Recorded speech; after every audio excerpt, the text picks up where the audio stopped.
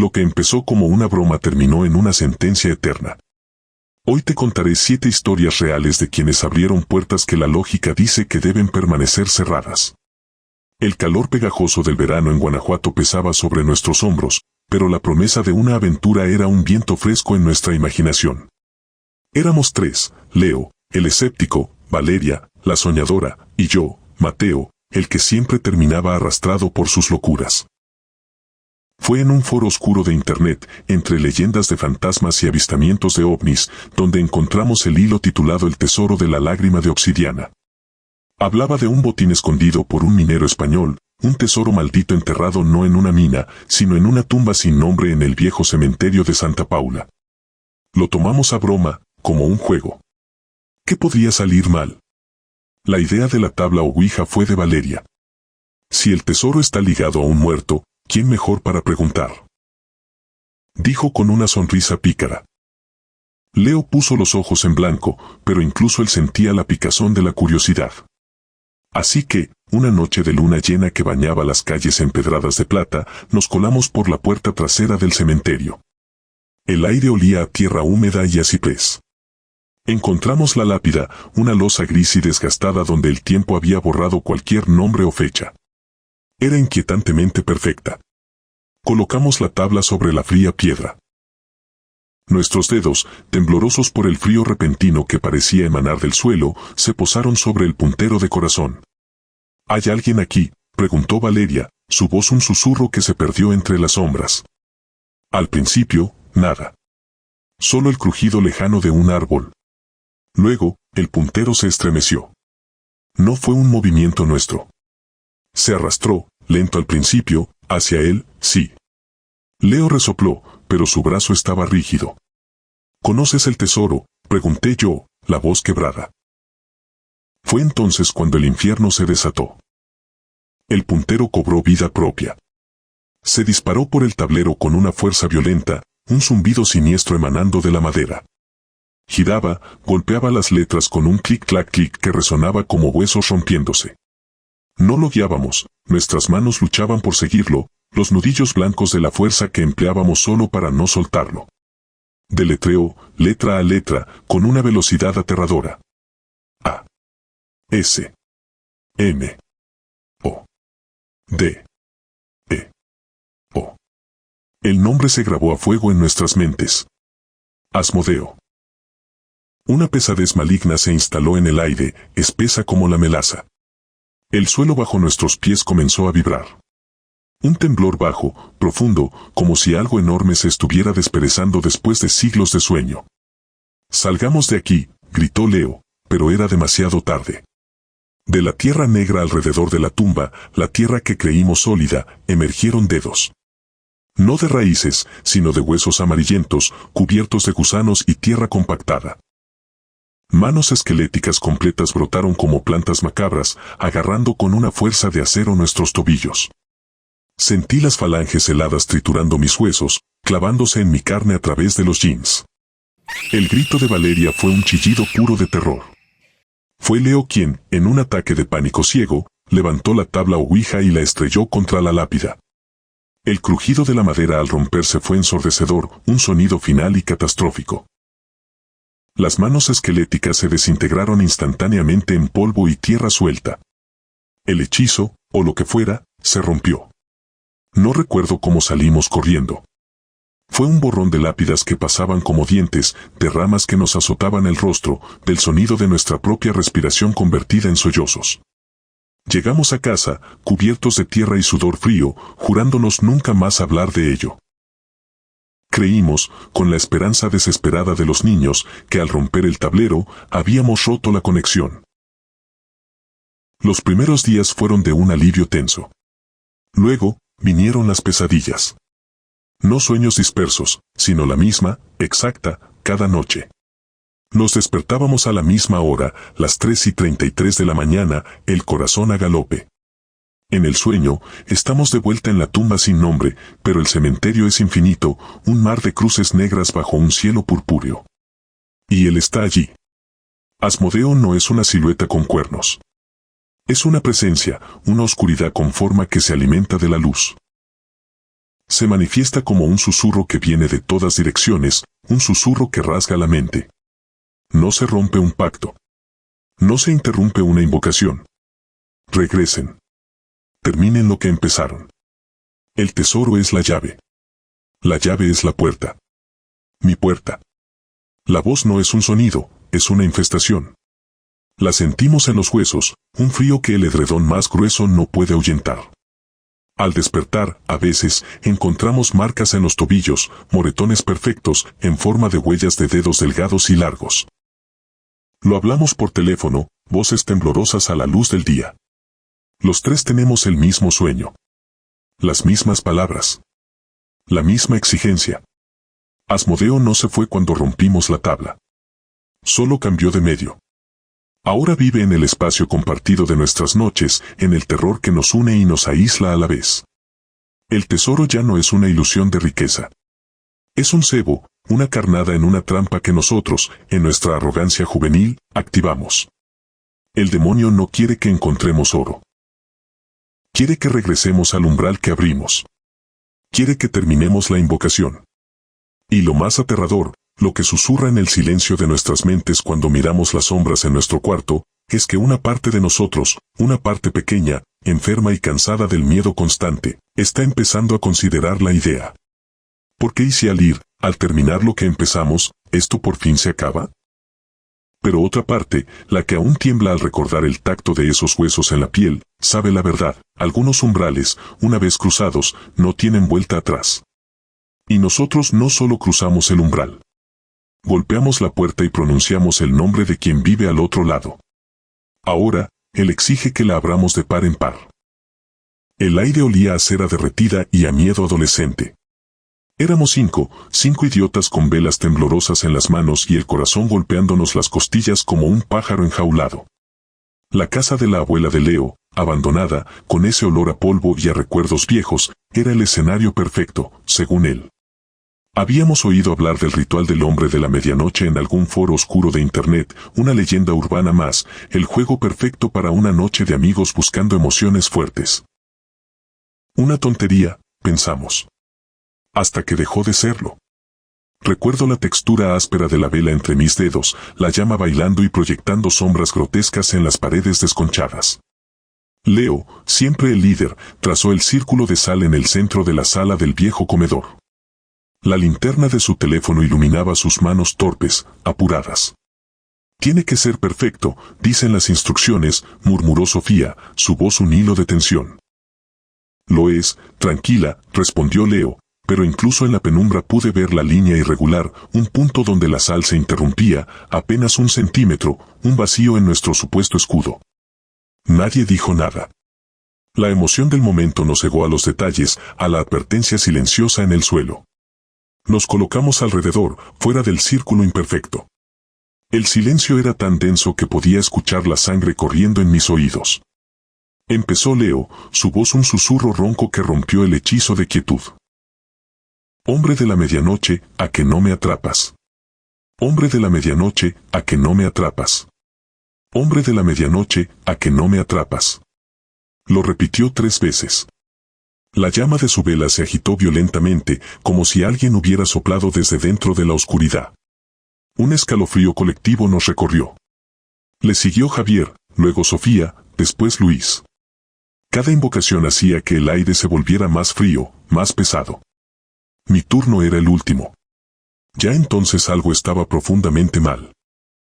Fue después de la tercera invocación de Luis cuando lo vi. Una mancha oscura, como de humedad, comenzó a extenderse en el techo justo encima de nosotros. No era agua lo que goteaba. Gotas espesas, rojas y lentas comenzaron a caer sobre el círculo de sal roto.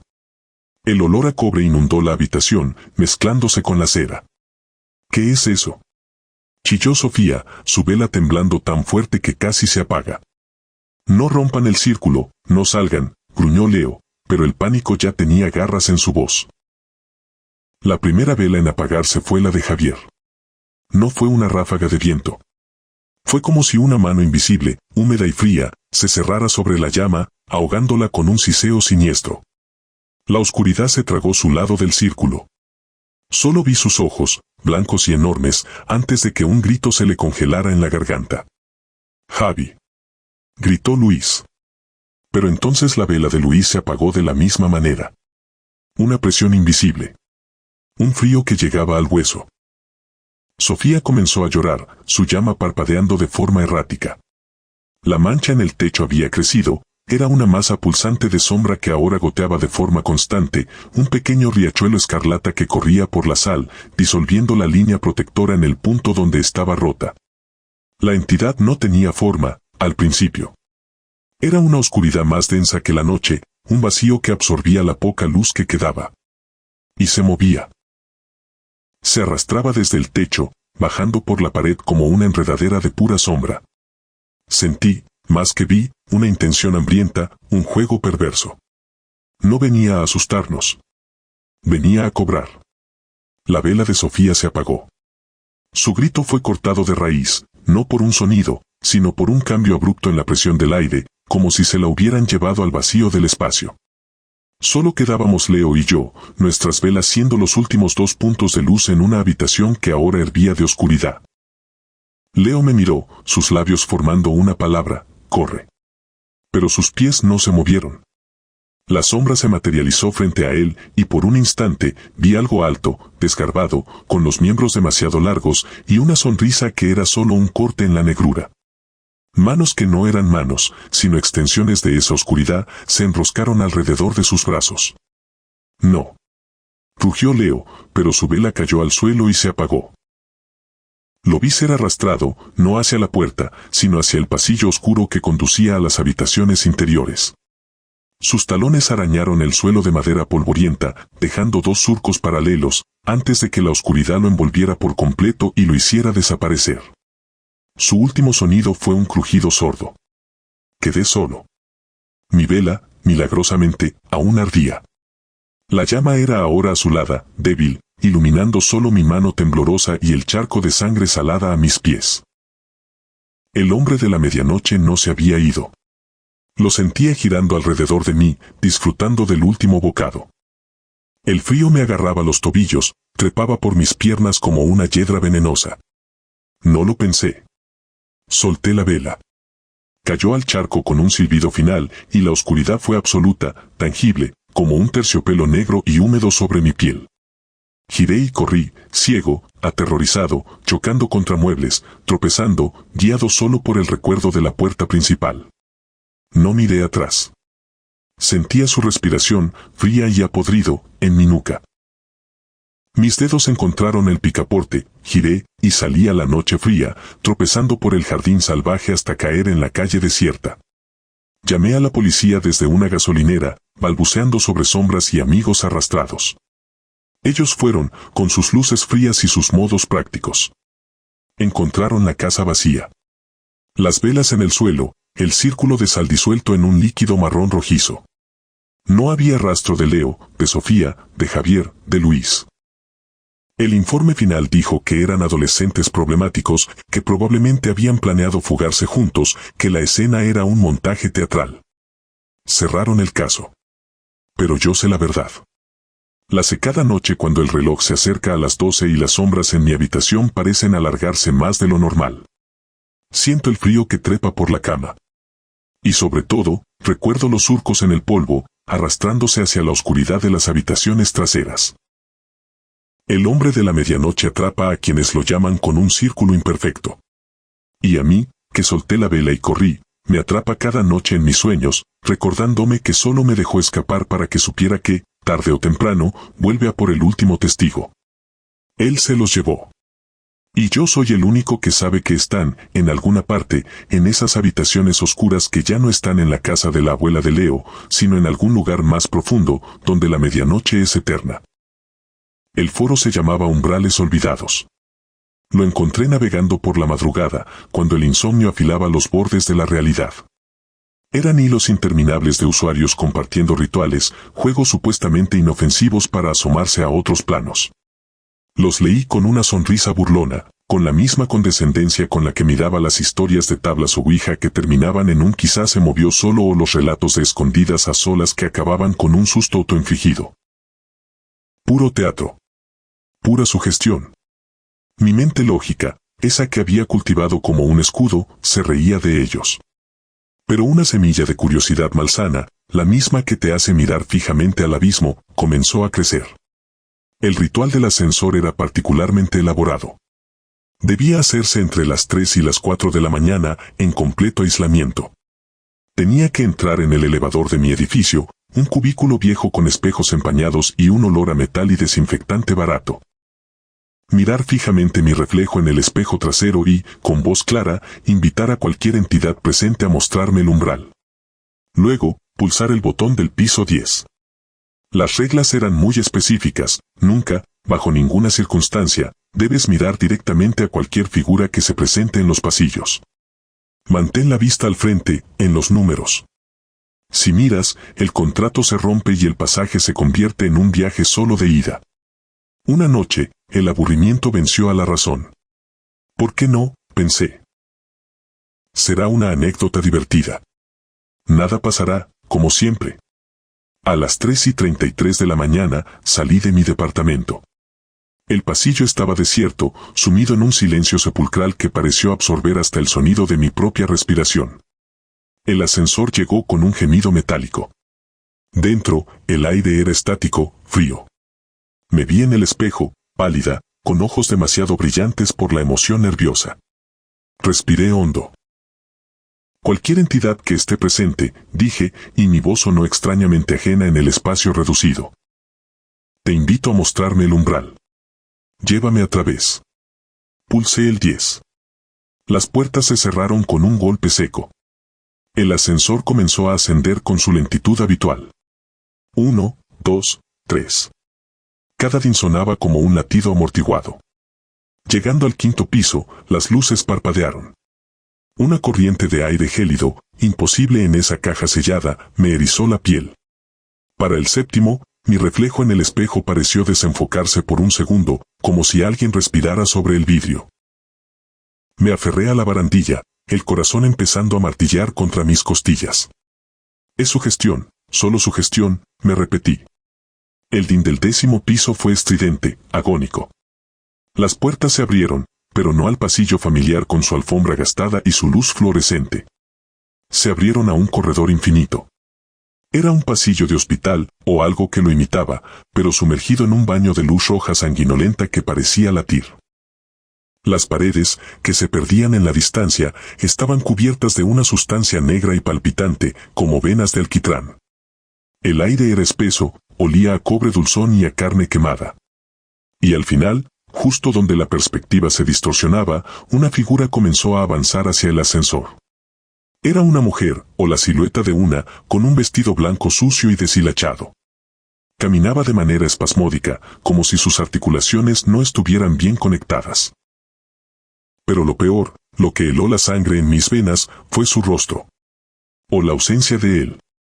Donde deberían estar los ojos, la nariz, la boca, solo había una superficie lisa y pálida, una máscara de carne sin rasgos. Las reglas resonaron en mi cabeza como una campana de alarma: no mirar. No mirar. El pánico, un animal vivo y retorciéndose dentro de mí, me paralizó. La figura se acercaba, su andar torpe pero implacable. Quería entrar. Quería subir al ascensor conmigo. Mis dedos se clavaron en la barandilla, mis ojos, desobedeciendo a cada neurona de mi cerebro, se desviaron de los números iluminados del panel. La necesidad primal de ver, de confirmar la monstruosidad, fue más fuerte. La miré. Nuestras miradas se encontraron. O, en su caso, mi mirada se estrelló contra el vacío plano de su inexistente faz. Por un instante, todo se detuvo. La luz roja dejó de latir. El sonido desapareció. Entonces, ella se detuvo. Y desde ese rostro liso, se abrió una grieta horizontal, una hendidura que se rasgó como tela podrida. No era una boca. Era un abismo. Y de él surgió un sonido que no era un grito, ni un susurro, sino el crujido de 1000 huesos rompiéndose al unísono, mezclado con una risa. Una risa demoníaca, burlona, triunfal, que no provenía de ella, sino que parecía llenar el universo, saliendo de las mismas paredes, del suelo, del aire. El ascensor tembló violentamente. Las luces se apagaron, sumiéndonos en la oscuridad punzante, solo rota por la tenue luz roja del pasillo infinito. Y luego, cayó. No fue una caída normal, con el cable de seguridad tensándose. Fue un picado libre, absoluto, como si el suelo se hubiera evaporado y estuviéramos arrojados al vacío de un pozo sin fondo. El aire silbaba en mis oídos, mezclado con esa risa atronadora, multiplicada, que resonaba dentro del cubículo, dentro de mi cráneo. Grité, pero mi voz fue devorada por el estruendo. Sentí mi estómago subir a mi garganta, el vértigo desgarrando mi sentido de la realidad. Era una caída eterna, quizá el castigo por mi mirada prohibida. No sé cuánto tiempo duró. Podrían haber sido segundos o siglos, suspendida en ese limo de terror puro. Hasta que, con una sacudida brusca que hizo rechinar cada tuerca del aparato, el ascensor se detuvo. Suavemente, como si nada hubiera pasado. Las luces fluorescentes, normales, banales, parpadearon y se encendieron. El din sonó, alegre y ordinario. Temblando, bañada en un sudor frío, miré el número iluminado en el panel, era mi piso. Las puertas se abrieron con su chirrido habitual, revelando el pasillo de siempre, con su alfombra beige descolorida y el olor a comida de los vecinos. Un sollozo de alivio, agudo y doloroso, escapó de mis labios. Había vuelto. El juego había terminado. No pasó nada real, claro que no. Fue una alucinación, un ataque de pánico. Me repetí eso mientras salía tambaleándome del cubículo, mis piernas como gelatina. Cerré la puerta de mi apartamento con llave y me apoyé en ella, jadeando. Necesitaba agua. Me dirigí a la cocina, y al pasar frente al espejo del recibidor, algo me hizo volver la cabeza. Allí estaba yo, pálida y deshecha.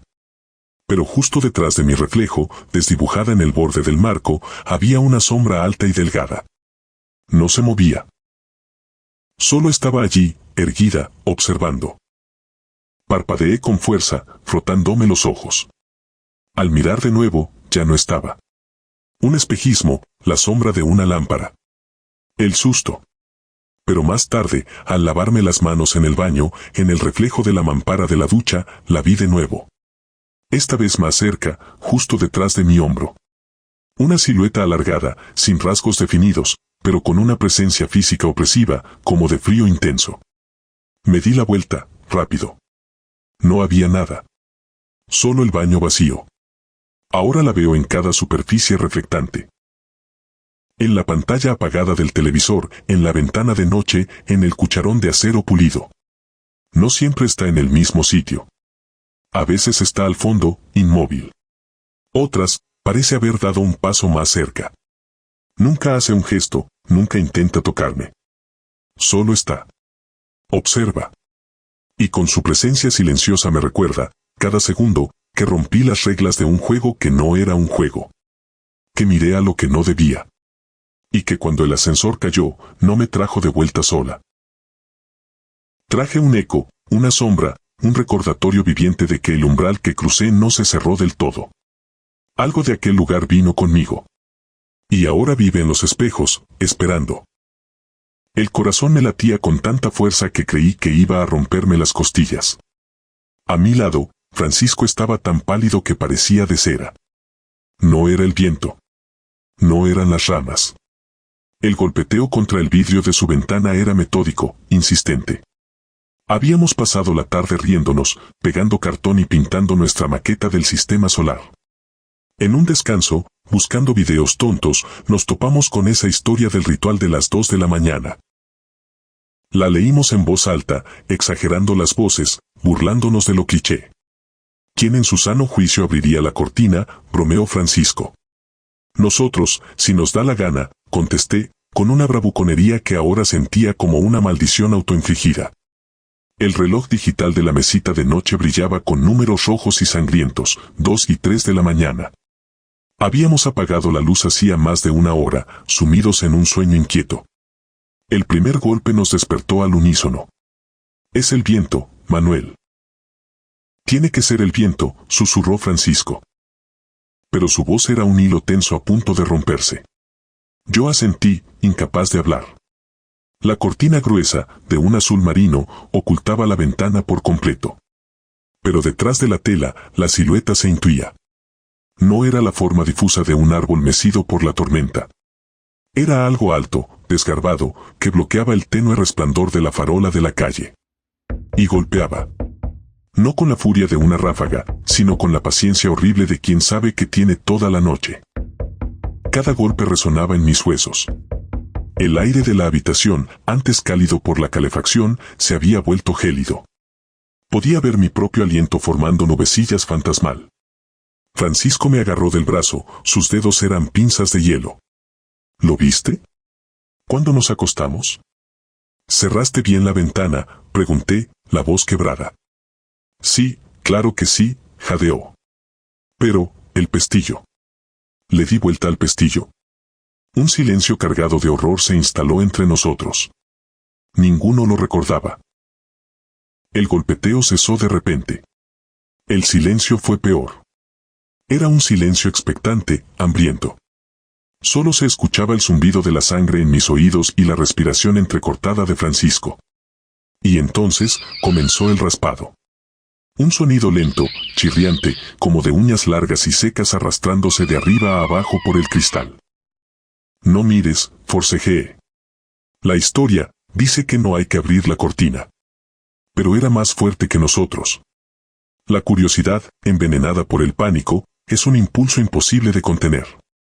Francesco, movido por un terror que lo había vaciado de razón, se incorporó en la cama. Sus ojos, desorbitados, estaban fijos en la cortina. Francisco, no, supliqué, pero ya era tarde.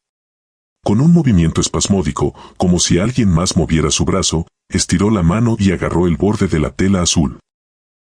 El raspado en el vidrio se detuvo. La habitación contuvo el aliento. Yo cerré los ojos con fuerza, hundiéndome en la almohada, deseando desaparecer. Oí el sonido de la tela al correrse. Oí el jadeo ahogado de Francisco, que no era de sorpresa, sino de un reconocimiento profundo y devastador.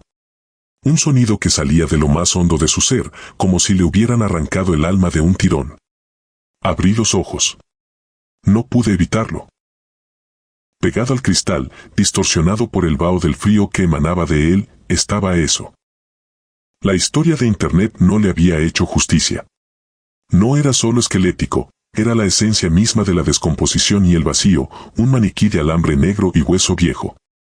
Su cabeza estaba inclinada en un ángulo antinatural, y en las cuencas vacías, 2 puntos de un amarillo sulfúreo ardían con una luz propia.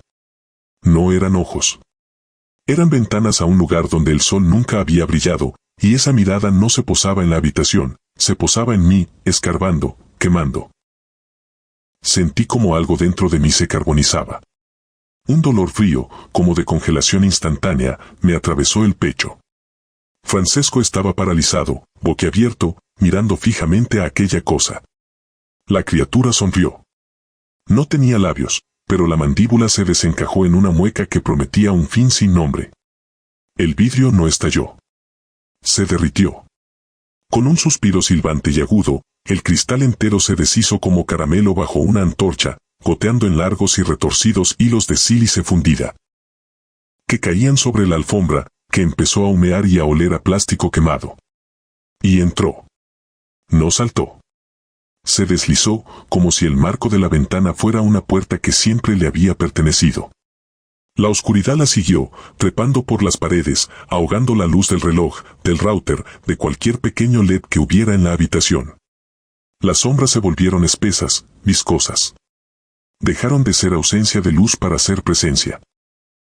La criatura se irguió en el centro del cuarto, y un zumbido grave, como de enjambre de insectos gigantes, llenó el aire. Las sombras en las paredes empezaron a moverse, a agitarse, a tejer algo. Vi formas retorcerse, nudos de oscuridad que se anudaban a sí mismos, convirtiendo el dormitorio de Francisco en una madriguera, en un útero de pura penumbra. Francesco gritó entonces, un sonido desgarrador que fue apagándose rápidamente, como si las sombras se lo tragaran.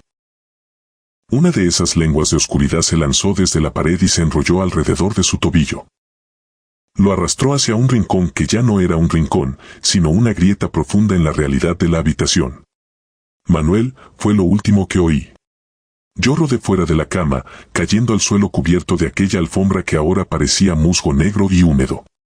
Gateé, ciego de pánico, hacia la puerta. La manija estaba helada, tan helada que me quemó la piel. La giré. No cedió. Estaba sellada, como si hubieran soldado el marco. Desde detrás de mí, el sonido comenzó. No venía de la criatura, que me observaba con su quietud espantosa. Venía de las paredes. Arañazos. Docenas, cientos de arañazos, como si legiones de manos con uñas largas estuvieran tratando de excavar desde el interior del yeso y la madera para salir. Era un coro de locura, el sonido de la habitación digiriéndonos. Sentí una mano en mi hombro. No era de hueso, era de sombra sólida, fría como el espacio interestelar. Me dio la vuelta. Los ojos amarillos estaban ahora a centímetros de los míos. No había aliento, solo un vacío que absorbía el calor, la luz, la esperanza. No, musité, y mi voz fue un eco minúsculo devorado por el zumbido y los arañazos. La criatura alzó una mano. No para golpearme. Para señalar la ventana, al marco donde el vidrio fundido aún goteaba. Entendí. Era un mensaje. Yo no desaparecería sin dejar rastro. Yo sería la advertencia para el siguiente. Su dedo, afilado como una aguja, tocó mi frente. No hubo dolor físico, solo una quemadura interior, como si me hubieran marcado con un hierro al rojo vivo en el alma. Luego, la sombra que me sujetaba me impulsó, no con violencia, sino con una inevitabilidad aterradora, hacia la ventana. Mi última visión, antes de que la oscuridad lo envolviera todo, fue del marco de la ventana, donde mi mano, en un acto final de pánico, se aferró a la madera. Y donde, al retirarse, quedó impresa una marca negra y humeante, la silueta perfecta de una mano chamuscada, el único epitafio que dejaría atrás. Ahora estoy aquí. Donde aquí sea. Es estrecho, oscuro y huele a tierra vieja y desesperación. Los arañazos en las paredes son míos. Y sé, con una certeza que me congela la sangre residual que me queda, que cada noche, a las 2 y 3 de la mañana, alguien más oirá un golpe en su ventana. Y yo, desde este lado de la pared, arañaré para salir, esperando que alguien sea lo suficientemente tonto como para correr la cortina y tomar mi lugar en esta eternidad de sombras y ojos amarillos que arden. El nombre que le di fue Kage. No sé por qué lo elegí. Tal vez porque sonaba japonés, apropiado para el ritual que había encontrado en esos foros oscuros de Internet, esos rincones de la web donde la curiosidad se mezcla con la estupidez y el peligro se disfraza de desafío. Me llamo Adriano, y esa noche, abrumado por un aburrimiento profundo y una arrogancia más profunda aún, decidí jugar al escondite con un fantasma. O con un demonio. Las instrucciones eran claras, meticulosas, y eso las hacía más tentadoras: rellenar un muñeco de tela con arroz crudo, coser la abertura con hilo rojo, darle un nombre, clavar un cuchillo en su corazón de grano y luego sumergirlo en la bañera llena de agua. Después, apagar todas las luces de la casa y correr a esconderme. La leyenda prometía que, si el muñeco me encontraba, me mataría. Una apuesta estúpida contra mi propia vida, y yo, como un idiota, acepté. La sensación del arroz deslizándose entre mis dedos para llenar el cuerpo inerte del muñeco de trapo barato ya era desagradable. Cada grano parecía un huevo pequeño, frío. El hilo rojo brilló bajo la luz de mi habitación como una cicatriz fresca. Cuando la aguja perforó la tela por última vez, juré haber sentido un pequeño espasmo, como un hipo. Le clavé el cuchillo de cocina, el mismo que uso para cortar el pan, justo donde supuse que estaría su pecho. El sonido fue sordo, como hundir un utensilio en un saco de arena mojada. Luego, lo llevé al baño. El agua de la bañera estaba oscura, quieta. Lo sumergí. Flotó por un segundo, y luego, lentamente, se hundió. Apagué la luz del baño. El corazón me martilleaba contra las costillas. Recorrí mi apartamento, apagando cada interruptor, sumiendo mi mundo conocido en una oscuridad absoluta y pesada. El último clic del interruptor del pasillo resonó como el portazo de una tumba. Corrí a esconderme en mi dormitorio, pero una voz en mi cabeza, un instinto puro y animal, me gritó que no era suficiente. Me agaché detrás del armario, en el rincón más alejado de la puerta, conteniendo la respiración. El silencio fue lo primero. Un silencio tan denso que podía oír el zumbido de mi propia sangre en los oídos. Luego, llegó el sonido. Era un ritmo mecánico, plástico, como los pies de una muñeca antigua golpeando el suelo de linóleo del pasillo. Pero era rápido. Demasiado rápido. No era el andar tambaleante de un juguete, era la carrera decidida de un cazador. Contuve un grito, apretándome contra la pared. Desde mi escondite, a través de la rendija de la puerta del dormitorio que había dejado entreabierta, vi un destello de acero arrastrándose por el suelo del pasillo. El cuchillo. Mi cuchillo. Lo seguía, deslizándose con un chirrido metálico tenue, como si una mano invisible, demasiado pequeña, lo empujara. El pánico me disolvió los huesos. Rebusqué a ciegas y me metí en el armario, cerrando la puerta tras de mí. La oscuridad aquí era aún más completa, impregnada del olor a naftalina y ropa vieja. Jadeaba, tratando de silenciar mis pulmones. Entonces, la manija de la puerta del armario comenzó a girar. No había nadie más en la casa. Lo sabía. Pero algo la estaba girando, con una lentitud exquisita y tortuosa. La madera crujió. Sentí una presión fría, una presencia que empujaba desde el otro lado. No era física, era viscosa. Malévola. La puerta cedió. Se abrió solo unos centímetros, pero fue suficiente. No podía ver nada. Solo un manto de negrura.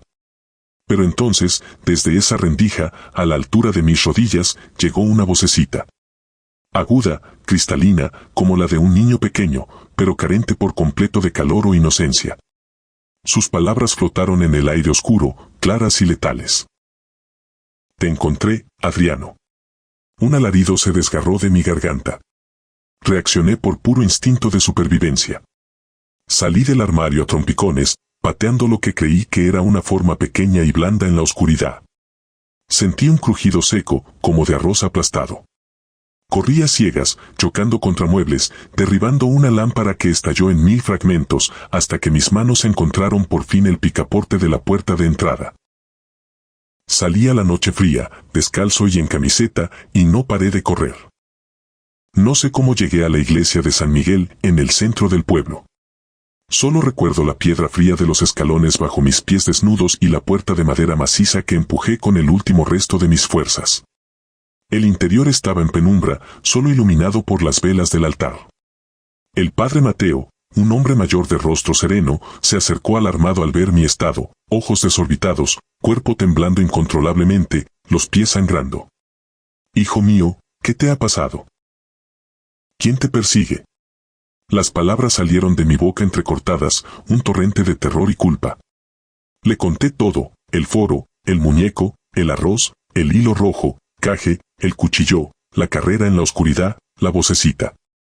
Mientras hablaba, el rostro del padre Mateo se transformó. Su serenidad habitual se quebró. El color se esfumó de sus mejillas, y sus ojos, llenos de una compasión inicial, se ensancharon con un horror puro y reconocible. No era el horror ante la locura de un joven, sino el horror de un hombre que sabe, que reconoce la sombra de lo que le estoy describiendo. Sus labios murmuraron una oración en latín, y su mirada no se apartaba de mí, sino que parecía ver algo más allá, algo que se acercaba. Fue entonces cuando ambos, casi al unísono, volvimos la cabeza hacia los bancos de madera vacíos. Allí, en el tercer banco, cerca de un confesionario, estaba sentado Caje. El muñeco de trapo, empapado, goteando agua sucia que formaba un charco oscuro a sus pies. El hilo rojo de su costura parecía latir a la luz de las velas. Y en su pecho, clavado hasta el puño, estaba mi cuchillo de cocina. No había expresión en su rostro de tela, pero la postura estaba relajado. Como si estuviera esperando. El padre Mateo no vaciló. «Quita, inmundo», gritó, y su voz, normalmente tan suave, retumbó en la nave vacía. Avanzó hacia el muñeco con el crucifijo en alto. Comenzó a rociarlo con agua bendita de un frasquito que llevaba siempre. Cada gota que tocaba la tela oscura parecía hervir y silbar, emanando un vapor negro y fétido que olía a arroz podrido y tierra de cementerio. El muñeco no se movía, pero el aire a su alrededor vibraba, distorsionándose como el calor sobre el asfalto. El padre recitaba exorcismos, sus palabras en latín golpeando la entidad con la fuerza de un martillo. Yo, paralizado, observaba desde atrás de una columna, viendo cómo la pequeña forma inerte empezaba a humear, a encogerse. Hubo un sonido final, un suspiro agudo y lleno de rencor que salió de la figura, y luego, el cuchillo se soltó y cayó al suelo con un clank metálico. El muñeco, ahora solo un montón de trapo húmedo y arroz carbonizado, se desplomó sobre el banco. La presión maligna que llenaba la iglesia se disipó de golpe, dejando solo el olor a cera y el vacío del alivio. Sobrevivimos. El padre Mateo, exhausto, se apoyó en un banco, rezando en silencio. Yo me derrumbé, sollozando. La pesadilla había terminado. Pero no terminó del todo. No dentro de mí. El padre me dijo que la entidad se había ido, que el objeto estaba inerte. Lo creí. Quiero creerlo. Pero lo que Cage sembró en mí no se puede exorcizar con agua bendita ni oraciones. Es un miedo atroz, primitivo, que se ha fusionado con mi médula. Ya no soy Adriano, el joven aburrido que buscaba emociones en Internet. Soy un ser que se estremece ante la sombra de un árbol que se mueve con el viento, que ve caras en las manchas de humedad del techo, que salta ante el sonido de un grifo goteando en la noche. Lo sobrenatural ya no es una leyenda o un juego, es una posibilidad latente en cada esquina oscura, en cada silencio repentino, en cada juguete viejo olvidado en un desván. El mundo se ha vuelto un lugar infinitamente más grande y aterrador, poblado de ecos y presencias que solo yo, desde aquella noche, puedo sentir acechando en el umbral de lo visible. El miedo se convirtió en mi única verdad, y la iglesia, en el único lugar donde a veces, solo a veces, me atrevo a respirar. El aire era denso y frío esa noche, como si el río mismo hubiera exhalado su aliento helado sobre la ciudad.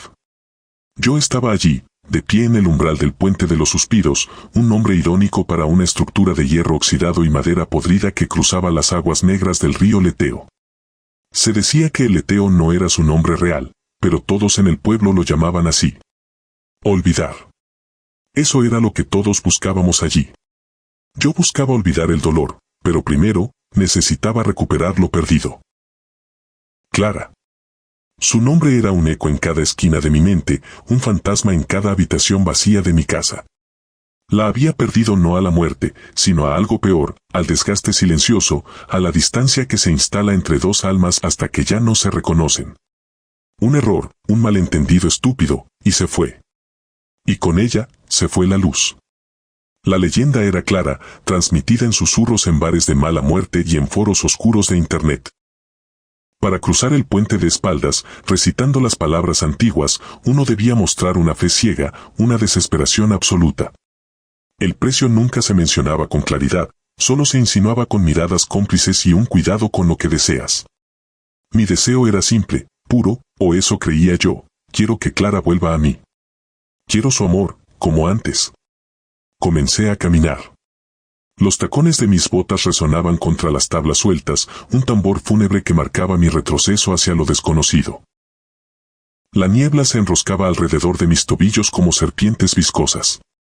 Y empecé a recitar el mantra, las palabras guturales que había memorizado hasta soñarlas. Per crucem et per obscurum, voco te, custos umbrarum. Sanguis meus, anima mea, pro desiderio cordis mea. Cada sílaba salía de mis labios como un trozo de hielo. A mi alrededor, la noche pareció espesarse, volverse tangible. Las farolas parpadeantes del puente se apagaron una a una, sumiéndome en una oscuridad casi total. Solo el tenue reflejo de la luna nueva en el agua servía de guía. Llegué al centro del puente. El punto de no retorno. Fue entonces cuando lo sentí. Un aliento fétido, a azufre y carne podrida, acarició mi nuca. El frío se transformó en un calor enfermizo y húmedo. Mis músculos se tensaron, paralizados por un terror ancestral. El deseo tiene un coste, susurró una voz a mi oído. No era un susurro humano. Era el crujido de huesos secos, el zumbido de insectos bajo la tierra. Tu alma. Es el precio. El miedo me galvanizó. Giré sobre mis talones, rompiendo la regla cardinal de no mirar atrás. Allí, agazapado en la barandilla, estaba él. No era el demonio de las pinturas, con cuernos y tridente. Era peor. Una silueta encorvada, con alas de murciélago que parecían hechas de sombra y membrana, se desplegaban desde sus hombros huesudos. Su rostro. Dios, su rostro. Era la máscara de un cadáver en descomposición avanzada, la piel tensa y grisácea sobre el cráneo, los ojos eran dos pozos de oscuridad absoluta, vacíos y hambrientos. Una sonrisa grotesca, demasiado amplia, le desgarraba la carne de la mandíbula, mostrando dientes afilados y negros como el azabache. No dije nada. No podía. Solo asentí, con un movimiento espasmódico de la cabeza. El miedo y la desesperación habían anulado mi voluntad. Lo único que importaba era Clara. La criatura emitió un sonido que podría haber sido una risa o el quejido de una puerta oxidada. Luego, se desvaneció, disolviéndose en la niebla como si nunca hubiera estado allí. El regreso a casa fue un borrón. Al día siguiente, sonó el timbre. Era Clara. La abracé, lloré, la inundé de palabras de alivio. Ella sonrió. Pero la sonrisa no llegaba a sus ojos. Sus ojos, antes tan cálidos y llenos de vida, ahora eran planos, como los de un pez. El deseo se había cumplido. Clara había vuelto. Pero nada era igual. El amor que una vez nos unió se había esfumado. Ya no era amorosa. No había caricias espontáneas, no había palabras dulces susurradas a medianoche. Su cariño se había convertido en indiferencia gélida. Y donde antes había una preocupación genuina por mí, por mis días, por mis pesares, ahora solo había un fastidio constante, un enojo latente. Parecía estar siempre de mal humor. Un plato fuera de lugar desataba una crítica ácida. Un retraso de 5 minutos era motivo para un reproche cortante y un silencio hostil que podía durar horas. Su presencia, antes un bálsamo, se había transformado en una sombra fría que llenaba la casa.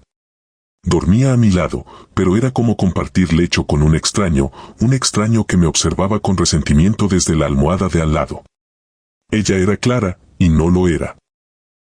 La esencia, el alma de la mujer que amé, había sido reemplazada por algo vacío y amargado.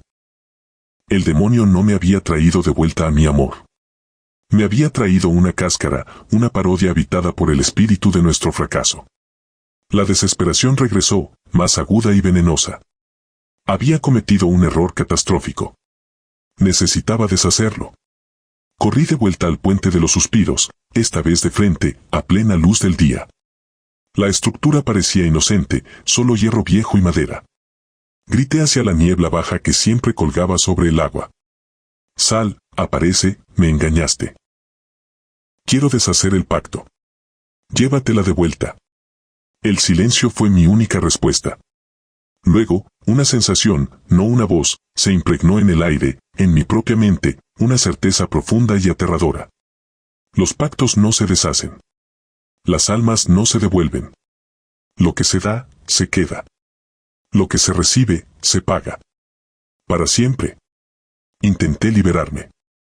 Hablé de separación, de necesitar espacio.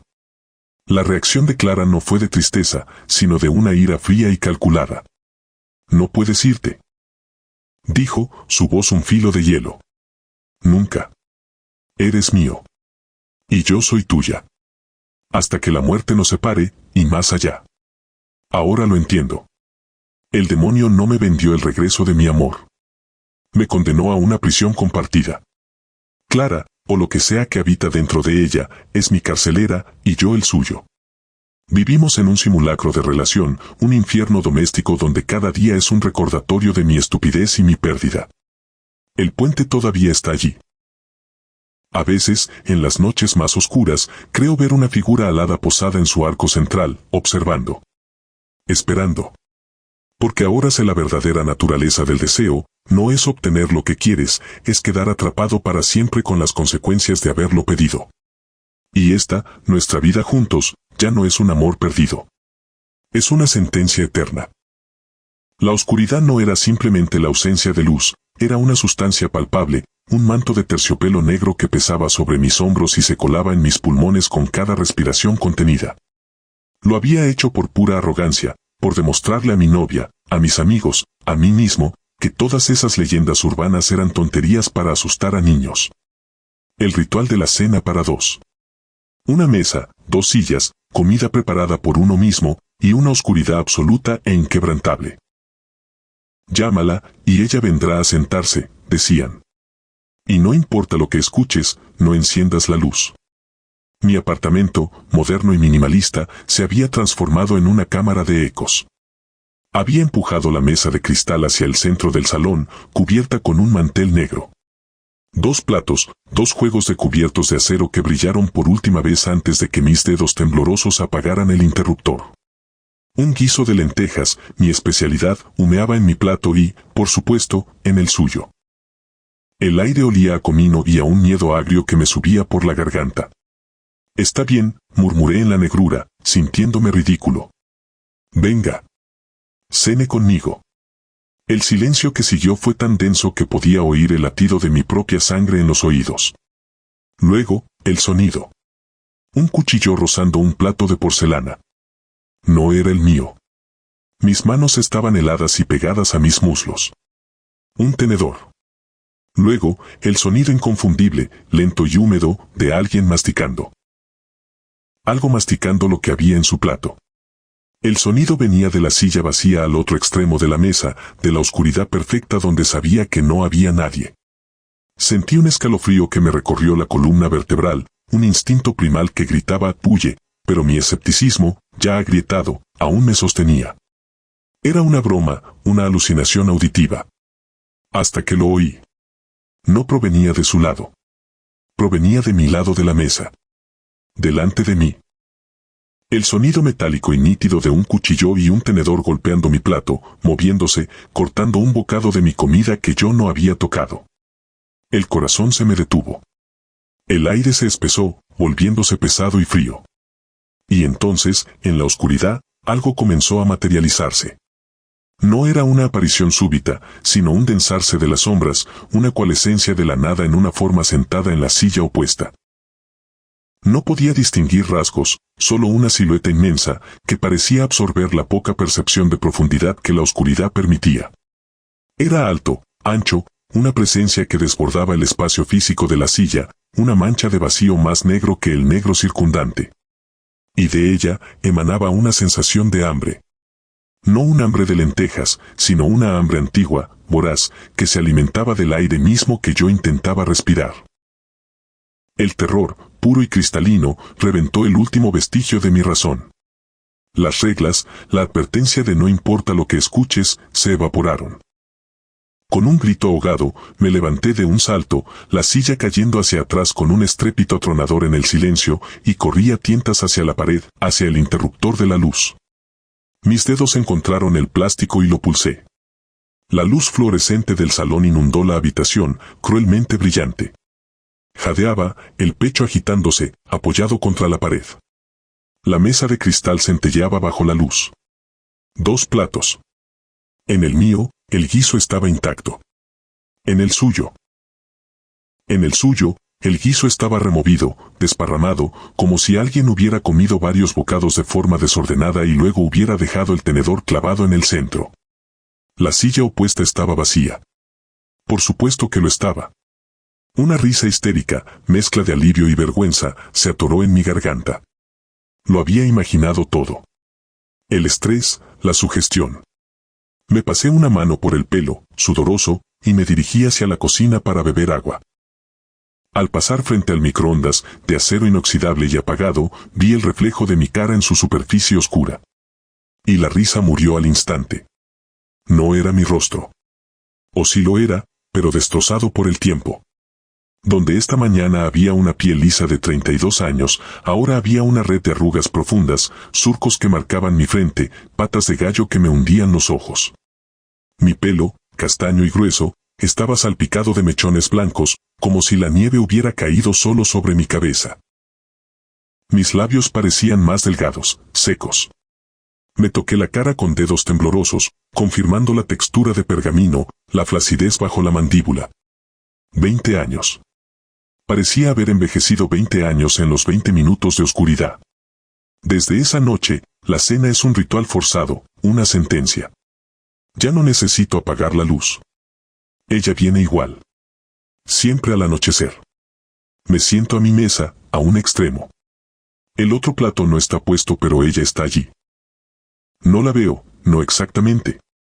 Es un vacío con forma, una distorsión del espacio en la silla opuesta, como si la luz se curvara a su alrededor para no iluminarla. Pero la siento. Su hambre. Un frío que emana de ese punto y hiela el aire de mi salón. Y los sonidos. Oh, Dios, los sonidos. Oigo el clink de sus cubiertos, aunque no tiene ninguno.